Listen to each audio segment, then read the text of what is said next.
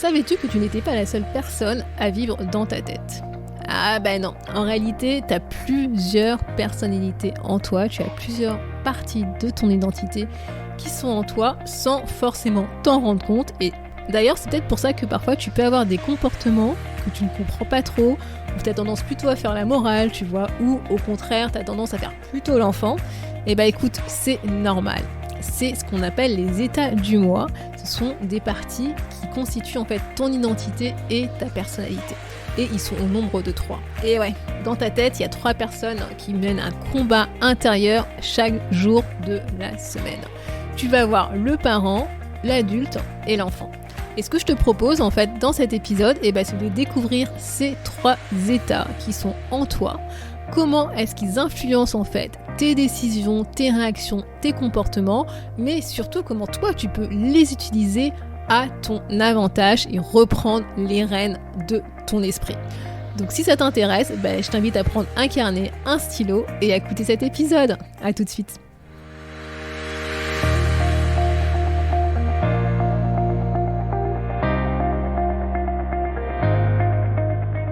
Bonjour à tous et à toutes, vous êtes sur le podcast Le quart d'heure d'Inspire Action. Moi c'est Wefa, votre coach en transformation de vie.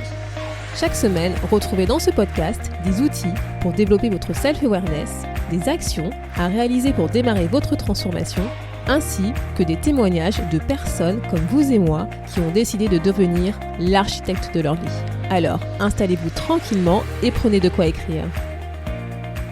Hello la communauté et bienvenue dans l'épisode 96 du podcast. La semaine dernière, je te parlais des jeux psychologiques que tu pouvais avoir avec d'autres personnes.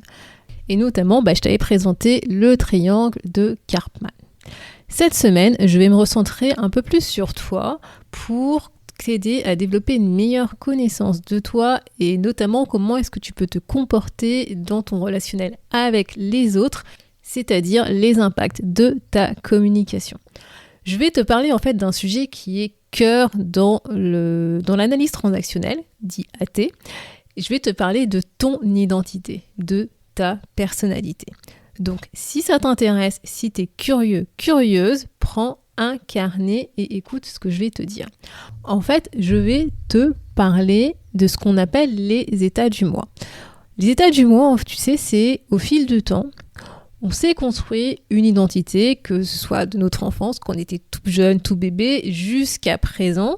Il y a différentes expériences qu'on a vécues qui ont fait qu'elles ont influencé la manière dont on perçoit le monde, la manière dont on se comporte vis-à-vis de ce monde, dans le sens les autres, l'environnement extérieur, mais également avec toi. Et en fait, dans l'analyse transactionnelle, la représentation de cette identité aujourd'hui que tu as, elle va se matérialiser par ce qu'on va appeler les états du moi. Et ces états du moi, en fait, vont représenter une partie différente de toi. Elles vont représenter une partie différente de ta personnalité. Et généralement, tu vois, on a construit notre identité soit par imitation, soit par adaptation ou par opposition vis-à-vis des autres, vis-à-vis des gens qui nous entouraient, des gens qui nous ont éduqués. Et ça, c'est ce qu'on va appeler le modèle structurel. C'est la structure de notre personnalité, comment est-ce qu'elle s'est construite au fil du temps grâce à ces expériences et grâce à ces personnes, ou à cause de ces personnes qui ont constitué notre vie. Et en fait, la compréhension de comment est-ce que tu te comportes, de ton identité, de ta personnalité, tout ça, ça permet aussi de mieux expliquer comment est-ce que tu te comportes en fait au quotidien, comment est-ce que tu agis avec les autres, comment tu réagis vis-à-vis de certaines situations. Et ça, en fait, c'est ce qu'on va appeler le modèle fonctionnel. T'inquiète pas, je vais t'expliquer plus en détail ce qu'on met derrière le modèle structurel et le modèle fonctionnel. Et en fait, pour résumer, un état du moi, c'est un ensemble en fait cohérent de pensées et de sentiments que tu vas exprimer à travers différents comportements qu'on va pouvoir observer. Et pour te donner un exemple, tu vois, je pense que dans une situation donnée, parfois, tu dois peut-être avoir tendance à te comporter comme l'un de tes parents ou la personne qui t'a élevé, tant tu vois sur la manière de te comporter, la voix, la posture, les mimiques, etc. Et parfois, dans d'autres situations, tu vas peut-être adopter une attitude ou une façon de parler que tu avais quand tu étais plus jeune, quand tu étais enfant ou voire quand tu étais adolescent. Et dans d'autres situations, tu vas agir tout simplement comme étant toi en tant qu'adulte. Et ces trois facettes, ces trois façons d'être, ces trois façons de se comporter se nomment justement les états du moi. Et donc tu vas avoir trois types d'états du moi. Tu vas avoir le parent, l'adulte et l'enfant. Et c'est ce que je vais t'expliquer tout de suite. Donc comme je te le disais avant, tu as soit un modèle structurel, soit un modèle fonctionnel de ces trois états du moi que sont le parent, l'adulte et l'enfant. Donc, le modèle structurel des états du moi, c'est ce que tu ne peux pas observer. Si tu ne peux pas l'observer vis-à-vis des autres, c'est en fait ce qu'il y a à l'intérieur de nous-mêmes. Et donc, dans cet état structurel, tu vas retrouver parents, adultes et enfants. Le parent, en fait, va représenter, en fait, tout ce qui vient de notre éducation, de nos figures parentales, des personnes qui nous ont en fait éduqués et qu'on va avoir tendance à reproduire. Ça, en fait, cet état structurel parent va représenter la figure d'autorité. Et tout ça, en fait, cet état va inclure l'ensemble des valeurs, des croyances et des attitudes qui vont provenir justement de nos figures parentales ou des personnes qui nous ont éduqués quand on était enfant. Et cet état, en fait, il continue à s'enrichir tout au long de notre vie, avec des personnes que tu vas rencontrer qui seront de type formateur, mentor, des personnes de ton entourage en fait qui vont t'inspirer et qui vont inconsciemment représenter une figure d'autorité pour toi.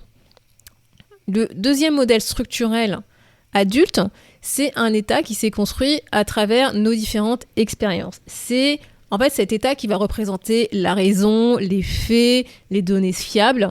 C'est cet état en fait qui nous permet d'être dans l'ici et maintenant. Et en fait dans cet état, on a tendance à traiter de manière très objective les informations et les situations, de manière neutre, sans émotion derrière. Et cet état en fait, il va s'enrichir à fonction des expériences de vie que tu vas vivre justement. Donc en fonction des expériences passées. Mais qui sont pas issus, tu vois, de tes modèles parentaux ou des gens qui t'ont éduqué quand tu étais plus jeune.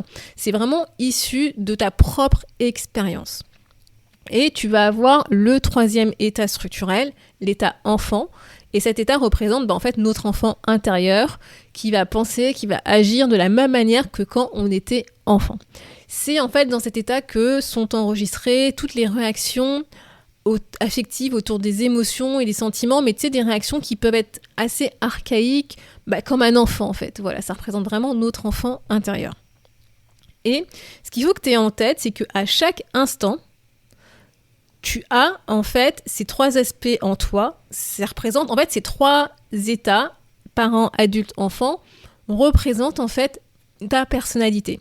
Et à chaque instant de ta vie, tu peux percevoir une situation, tu peux percevoir une réalité selon ces trois prismes de ta personnalité. Si par exemple, tu vas avoir tendance pour une situation donnée à utiliser plutôt des modèles, et en fait, tu vas être dans ton état parent. Et si tu as tendance plutôt à reproduire des expériences que tu as vécues quand tu étais plutôt enfant, tu vas être plutôt dans un état enfant. Alors que si tu vas avoir tendance à prendre la réalité telle qu'elle est aujourd'hui, ici et maintenant, tu vas plutôt avoir tendance à être dans ton état adulte. Et donc, là, je te parlais des états structurels, mais tu vas avoir aussi des états fonctionnels qui est en fait ce qu'on peut observer. L'état fonctionnel, les trois états fonctionnels, tu peux les observer en regardant les autres, tout simplement. Et en fait, les états fonctionnels du moi, tu peux les observer. C'est en fait, ça va se refléter à travers les comportements des autres. C'est ce qui va se manifester à l'extérieur de nous-mêmes. Et en fait, dans ce modèle fonctionnel, c'est les trois états du moi, donc parents, adultes et enfants, vont avoir des subdivisions. Donc attention là, parce que ça se complique un peu, donc moi je t'invite pour que tu aies un schéma en fait, pour que tu puisses visualiser ces états fonctionnels, d'aller à l'adresse wefabagidi.com/podcast-96 et ça va te permettre en fait d'avoir un schéma de ces états fonctionnels avec les différentes subdivisions. Donc grosso modo, tu vas toujours avoir parents, adultes, enfants. Mais là, on est dans le monde fonctionnel. Et donc, le parent va se subdiviser en deux.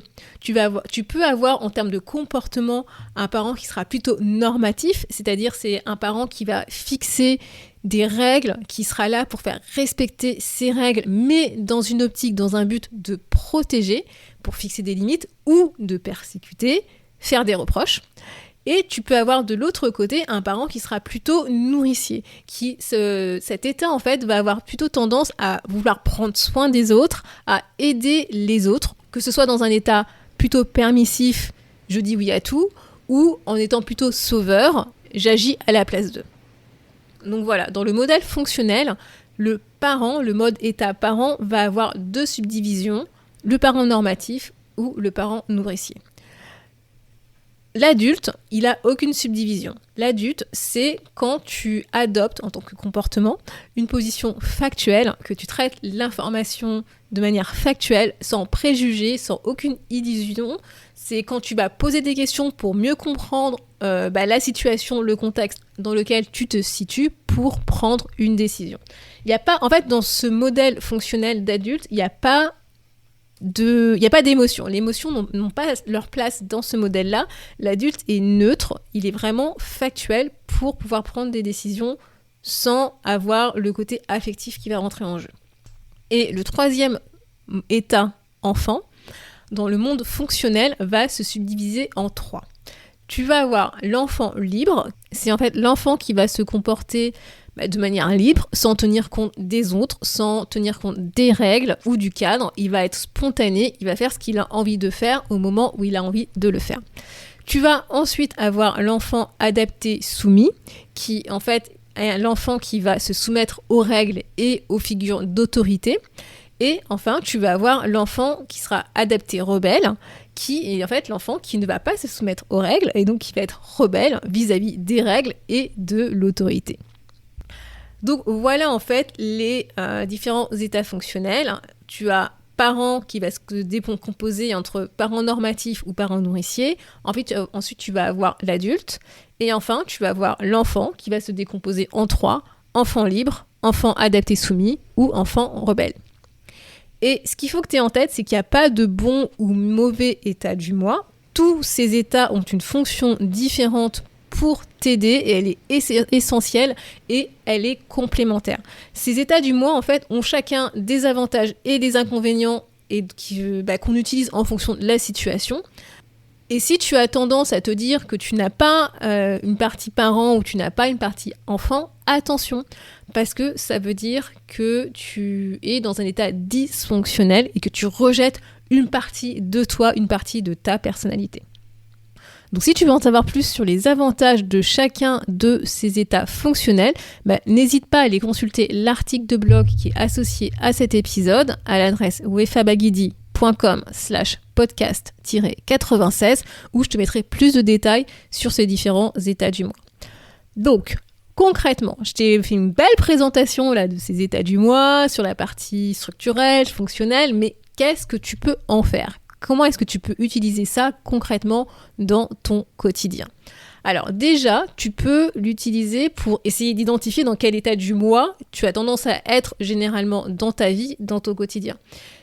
Et pour ça, je t'invite à te poser des questions, à réfléchir sur comment les autres se comportent vis-à-vis de toi. En fait, qu'est-ce que les autres ont tendance à dire de toi ? Si par exemple, les autres ont tendance plutôt à te demander souvent conseil, peut-être que tu as tendance à être dans un état adulte. Si on a tendance à dire que tu juges et que tu donnes des leçons assez régulièrement, peut-être que tu es dans la posture, dans l'état de parent normatif. Si les gens ont plutôt tendance à se confier à toi assez souvent, peut-être que tu es dans un état parent nourricier, tu vois. Si on a tendance à toujours te chercher, on ne sait pas trop où tu te situes, on se dit mais attends, mais où est-ce que t'es encore passé, etc. Peut-être que tu es dans un état enfant libre et que tu fais ce que tu veux au moment où tu as envie de le faire. Si on a tendance à te trouver gentille, peut-être que tu es dans un état enfant adapté soumis.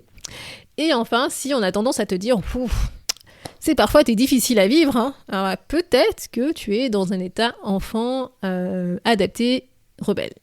Ça, c'est vraiment des questions, des idées pour t'orienter sur la manière dont les gens ont tendance à te percevoir vis-à-vis de l'état du moi qui est en toi. Une autre manière d'utiliser en fait ces états du moi, c'est d'essayer d'identifier ce qu'on va appeler la contamination de l'adulte. En fait, la contamination de l'adulte, c'est quand tu penses être dans un état adulte, alors qu'en réalité, c'est une autre partie de toi qui parle, c'est une autre partie, c'est un autre état de toi qui parle. Je vais te donner des exemples. Par exemple, tu vois, quand tu as tendance à exprimer des préjugés, généralement, exprimer des préjugés, c'est pas associé à l'adulte, c'est associé aux parents. Pourquoi ? Parce que ces préjugés vont venir en fait inconsciemment des valeurs parentales que tu as eues, qu'on t'a transmises quand tu étais plus jeune. Et ces préjugés, en fait, ils viennent pas forcément de ta propre expérience, mais de l'expérience de ces figures parentales et qui vont parler à travers toi, à travers ton état du moi parent. Et si par exemple tu as tendance à exprimer plutôt des illusions, tu vois, et là pareil, tu n'es pas forcément dans ton état adulte puisque tu n'es pas factuel. Et là, ce qu'on va dire, c'est que c'est une contamination par l'enfant parce que ça va plutôt traduire en fait des attentes que tu as ou éventuellement des peurs que tu as vis-à-vis d'une situation. Et là, on va rentrer dans le côté émotionnel qui n'est pas en fait le registre de l'état adulte. Donc voilà, ça peut être aussi des idées qui peuvent te faire comprendre que tu n'es pas forcément vraiment dans un état adulte, je rappelle, neutre, factuel, qui va analyser les faits, les informations pour prendre des décisions de manière factuelle, sans émotion et sans préjugés, mais que peut-être tu as une petite contamination qui est derrière sans t'en rendre compte. Voilà. Et enfin, une autre idée que je peux te partager avec toi de comment est-ce que tu peux utiliser ces états du moi. Encore une fois, je le dis, on les a tous et toutes en nous. Il n'y en a pas de bons ou de mauvais. Ils nous sont utiles. Et c'est en fonction de la situation dans laquelle ils nous sont utiles. Et donc, la manière dont tu peux utiliser ces états du moi, c'est quand tu dois explorer des choix, quand tu dois prendre une décision. Ça va te permettre d'avoir des spectres différents, en fait, tu vois, de prise de décision. Exemple. Tu peux te poser la question, en quoi cette option répond-elle à mes valeurs ? En quoi cette option est-elle en opposition avec mes valeurs ? Et là, tu vas te mettre en fait dans un état plutôt parent normatif. Tu peux aussi te poser la question, en quoi cette option est bonne pour moi ? Et là, dans ce cas, tu vas te mettre plutôt en posture de parent nourricier quand tu vas te poser ce genre de questions. Tu peux aussi te poser la question, quels sont les critères qui me permettraient de choisir ? Et là, je pense que tu l'as compris, on va rentrer sur du factuel. Factuellement, quels sont les critères qui vont permettre de pouvoir choisir de faire ce choix ou pas ? Et donc, tu vas rentrer dans un état adulte. Tu peux aussi te poser la question, si je veux faire plaisir à mon environnement, quelle option je choisirais ? Et là, tu vas plutôt te retrouver dans l'état de l'enfant adapté soumis. Tu peux aussi te poser la question, qu'est-ce qui pourrait me faire choisir cette solution plutôt qu'une autre ? Et là, tu es plutôt dans l'état de l'enfant adapté rebelle en te posant ce type de questions. Et enfin, tu peux te poser la question, quels sont les éléments qui pourraient me faire peur dans ce choix ? Et tu vas faire appel là à ton état d'enfant libre avec cette question. J'espère que tu comprends avec cet exemple que l'idée, c'est qu'il n'y a pas une bonne question à se poser, c'est qu'en fait, ces différentes questions vont activer en toi différentes parties de ton identité, différentes parties de ta personnalité, et ça va te permettre en fait d'avoir une vision peut-être plus globale sur le choix que tu dois faire et la conséquence d'une décision que tu dois prendre, et ça va te permettre en tout cas d'activer vraiment les différentes parties de toi et d'être aussi honnête envers toi-même pour pouvoir faire exprimer toutes ces différentes parties à travers le choix que tu vas faire. Donc voilà pour cet épisode qui, je pense, est assez dense en informations sur les différents états du moi. Et donc j'espère que ça t'a apporté plus d'éclaircissement, en tout cas, sur certains comportements que tu pouvais avoir et dont tu n'arrivais pas forcément à expliquer, à justifier, notamment si tu avais tendance à être plutôt parent ou enfant. Le challenge de la semaine, comme à son habitude, ce que je te propose, en fait, c'est que sur une journée, c'est de t'observer et essayer d'identifier dans quel état du moi tu te trouves, dans quel état du moi tu utilises dans les relations avec les autres. Et si tu te souviens bien, je t'avais proposé de sélectionner 3 relations dans l'épisode précédent. Et donc l'idée, ce serait de faire le lien justement avec ces 3 relations que tu as sélectionnées, que tu as identifiées pour comprendre dans quel état du moi tu te trouves. Et si tu veux aller plus loin, essaye d'analyser si c'était cet état du moi que tu voulais utiliser ou si c'était un autre état et que tu n'as pas réussi à l'utiliser parce que tu n'avais pas connaissance justement de ces sujets, de ces 3 personnes qui vivaient en toi. Et en plus, tu vois, si jamais tu fais cet exercice, ça va t'aider pour la prochaine thématique que je vais aborder d'analyse transactionnelle dans l'épisode de la semaine prochaine. Et l'un des moyens pour comprendre en fait dans quel état du moi tu pourrais te situer, c'est d'utiliser l'introspection, le journaling. Et donc si tu cherches un outil qui va t'aider à mettre en place une routine quotidienne de journaling, je te propose de découvrir le carnet Mon Journal d'Inspire Action. Ce carnet, en fait, c'est à la fois un carnet d'exercices pour t'aider à développer une meilleure connaissance de toi avec des exercices d'auto-coaching. C'est un agenda que tu peux utiliser pour noter tes rendez-vous et les tâches importantes que tu dois réaliser dans la journée. Et c'est un journal de gratitude pour noter les meilleurs instants de ta journée. Bref, ce journal a vraiment été conçu pour t'accompagner dans ton chemin de transformation, pour t'aider à vivre une vie plus épanouie et sereine. Si jamais tu veux en savoir plus, je t'invite à aller à l'adresse wefabagidi.com/journaling. Et sur ce, je te dis à la semaine prochaine.